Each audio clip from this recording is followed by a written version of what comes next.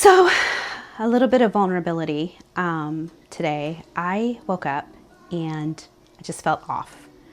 I felt unmotivated. I felt a little down, even though there's nothing that has happened in my life to make me feel down. Everything's actually pretty great, But I was just feeling down, and I'm like, I don't want to do any things I normally do. I don't want to put, I didn't even want to put makeup on today. So, I'm like feeling very uninspired, right? And of course, I've got like 50 million things I got to do today, and I need some inspiration.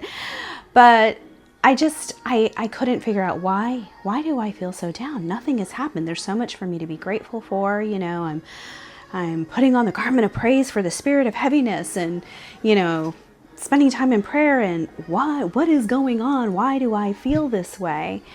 And so in my quiet time, I realized that for a while now, I have been pouring into a lot of other people that have needed to be poured into. And, I don't take on other people's problems. I just try to hold space for them to feel safe, to talk and, feel and express themselves. And then pour back into them whatever it is that they need at that time.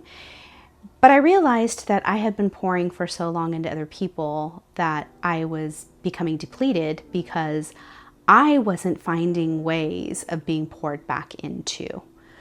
It made me think, like, who pours into the pourers, if that makes sense. We spend so much time sometimes giving and pouring, and it's not about necessarily being a people pleaser. I mean, a little bit, but I mean, sometimes we just love people and we want to pour into them because they need it. But we can forget that we need it too. Even if the pouring into us is just like a good joke to make us laugh, So I'm good now. I got poured into, so I'm better. But I just want to remind, people who, which is probably all of us, are pouring into others, is that don't forget to get poured into as well. And if you know somebody who's always pouring into others, call and check on them and maybe pour a little bit into them as well.